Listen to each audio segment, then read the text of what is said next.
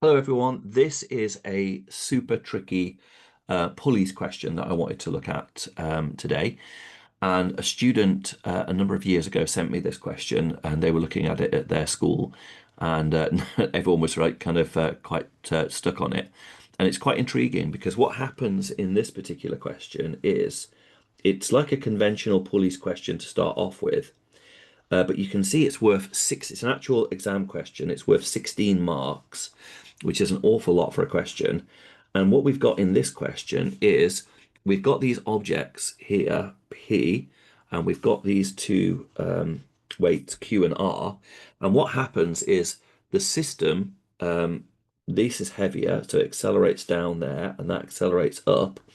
But at a given point, R drops off. And when R falls away, the system continues to move. And it asks you, like, how far does it continue to move after R's dropped off before it comes to rest? So such an unusual question, and one that I've never particularly seen before, but it'd be extremely helpful to know how to do. And I think it's kind of like one of the trickiest kind of pulley questions I've ever seen, certainly from that idea about what happens later on in the question. So really valuable, I would definitely say A-star question on pulleys. So let's get straight into it. Okay, so let's get our sketch going. We've got 4M here. We have got 3M and 2M. And there's our pulley. So it says three particles, P, Q, and R. I've got masses of 4M, 3M, and 2M respectively. Particles P and Q are connected by a light inextensible string that passes over a smooth, light, fixed pulley. Particle R is attached to particle Q. The system is held at rest with the string taut and the hanging parts of the vertical string as shown in the figure above. The system is released from rest. Find the acceleration of particle P and the tension in the string, 7 marks. So pretty standard start to the question. And the way that we always start these kind of pulley questions is we should always start off by writing an equation of motion for each particle separately. Okay, so let's do separately, we're going to deal for particle P and we're going to resolve up and we're going to use Newton's second law. So we're going to write down force equals mass times acceleration. And it's being pulled up by the tension.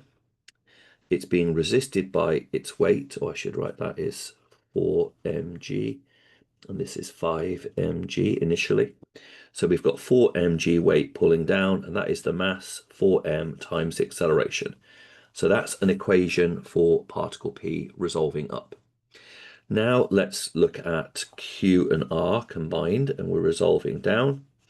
So again, we're using Newton's second law. So we write down force equals mass times acceleration. We've got 3 and 2, so a combined weight of 5mg minus the tension is equal to 5m times the acceleration, and that's our second equation. We're asked to find initially the acceleration, so I could just say equation 1 add equation 2. I'm going to add those two together because that will eliminate the tension. And when I do that, what do I get? I get that T minus 4mg added together to 5 minus mg. The t's will cancel, plus and minus, and 5 take away 4 is just 1. So the left-hand side just becomes mg, and the right-hand side becomes 4 add 5 is going to be 9ma. The m's can cancel, and we're going to say that the acceleration is g over 9, or 1/9 g. So that is our acceleration of the system initially. So that's the first part done. Now the second part, find the tension in the string. So we can just revisit either equation. Let's just use this first one again. So we've got tension minus 4mg is equal to 4m, and we now know that the acceleration in the system is g over 9. And from this we can find the tension. So it's going to be 4mg over 9 plus 4mg. So that's just going to be our 4/9 plus 4, and that gives us 40mg over 9. So the tension is equal to 40mg over 9 newtons. and that should be meters per second squared. And that is our part A done with those 2 bits done. So that was a nice 7 marks. I'd say pretty standard conventional Pulley questions so far. State how you've used the fact that the string is inextensible. Now, the modeling assumption that they're looking for here is that when the string is inextensible, the particular answer they want is they want you to say that the acceleration is the same in all parts of the system. Okay, so the acceleration is going to be the same in all parts of the system, because if it's inextensible, if it was stretchy, then these potentially could have started moving before that had even started to move. So the acceleration would be different. So the fact that the string is inextensible means that the acceleration is the same in all parts of the system. So that's part B. Right, now this is where the question gets a little bit crazy now. Okay, so it says, at the instant when the particle P has moved a distance of d downwards from its initial position. Okay, so let's think about what's happened. So let's try and model it. So we've got our initial position here, and at the instant when the particle P has moved a distance d upwards. So the particle P, that's the initial position where they both were, and it has moved up to here. It's moved a distance, they're saying, of d. Okay, and that's where particle P is now. What happens is, that's moved up, so that's further down. These other two separate from each other. Okay, so in other words, R drops off at that point. Okay, so from its initial position, the particle R separates from the particle Q and it falls away. Okay, in the subsequent motion of the particles P and Q continue to move, and the particle P does not reach the pulley. So basically what happens is, although R drops off, this whole thing still keeps on moving in the same direction that it was going, but presumably it rapidly starts to decelerate now because this particle is now heavier than this side. So although it's still moving in the same direction, it starts to decelerate and it eventually will come to rest. Okay, so in the subsequent motion of particles P and Q continue to move and P does not reach the pulley. At the instant when the particles R and Q separate, the particle Q is at the point A.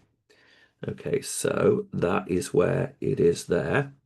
When R drops off, the particle Q is at the point A, and it continues to move downwards. Okay, particle Q then comes to rest at the point B.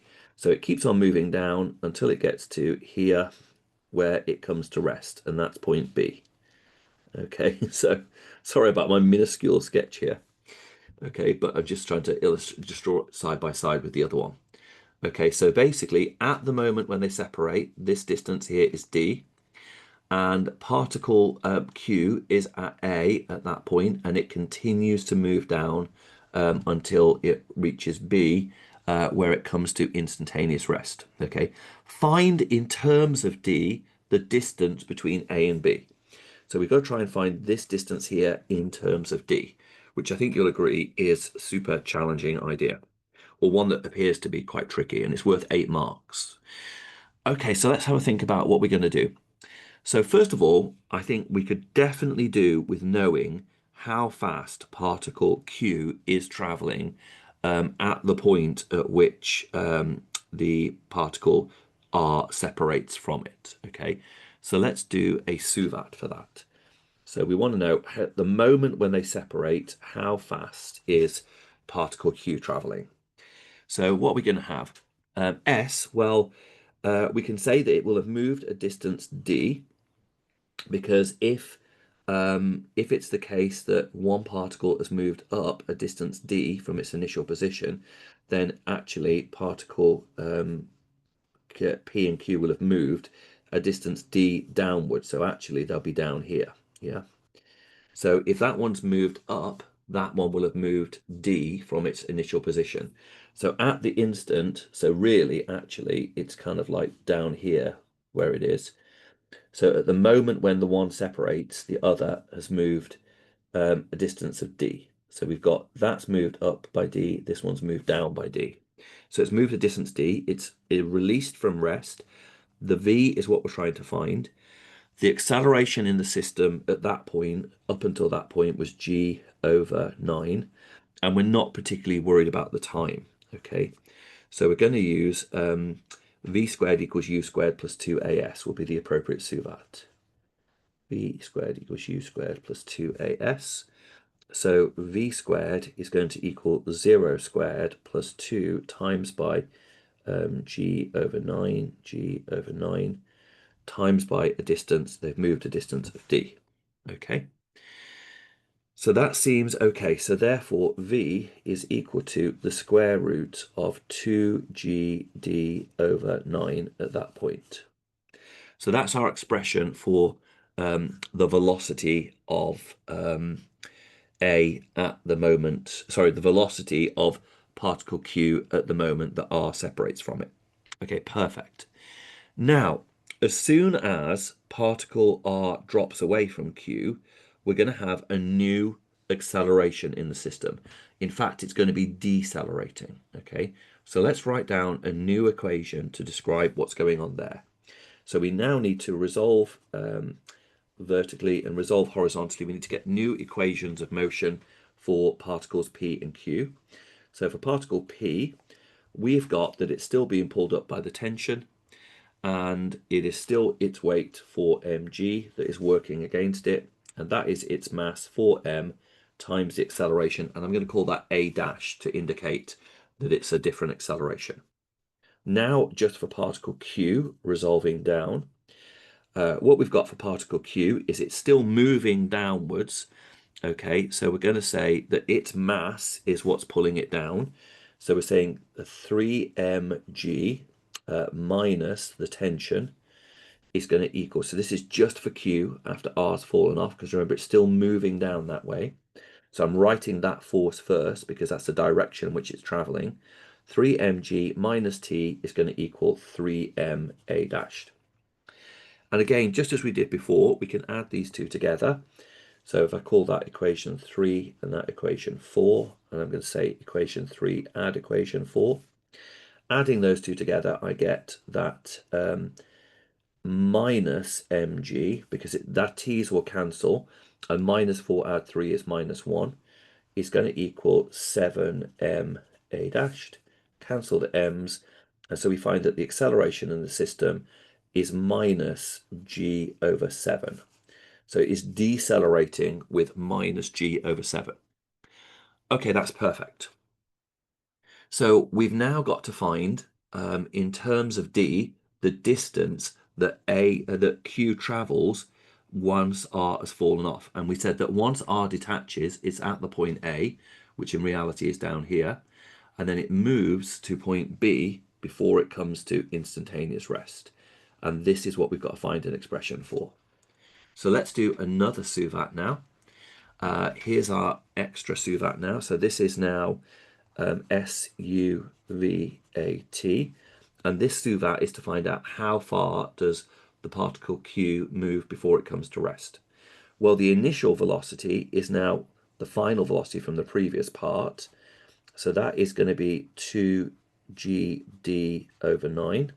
The final velocity will be 0 because it comes to rest. The new acceleration in the system is minus g/7 because it's decelerating. We're not worried about how long it takes, and we definitely want to know how far it travels, because that's the whole point. So we've got a new SUVAT, so it's going to be another v squared equals u squared plus 2as calculation. V is going to be 0, u squared is going to be 2gd/9 plus 2 times a, which is going to be minus g/7, and the s, that's the distance that we're trying to find there. Okay, so we can add this over to the other side now. So we get 2g/7 s is equal to 2gd/9. We can cancel g out from both sides. We can cancel the 2 from both sides. We can times both sides by 7. So s is equal to 7d/9. S is equal to 7d/9. And that is our answer for 8 marks to part C. That is the distance. So we can say that AB is equal to 7d over 9. And we found the distance that it travelled in terms of d. I just thought that was an extremely interesting question, and one that I know students found to be really, really tricky. But I thought hopefully you found that useful. Just to review it again, what happened in this second part of the question was that after particle P had moved up a distance of d from its initial position, the particle r detached from Q. They were actually down here, so there was our Q and there was our R. R fell off. The whole system, just by inertia, kept on moving down, but it was decelerating now because this force was heavier than this force. So we had to calculate the new deceleration in the system, and then we just had to find out how far it kept on going until it came to rest. So quite an interesting variant of a question on pulleys, but certainly one that's well within the scope of everything covered on the curriculum. I hope that you found that helpful, and I'll see you in the next video.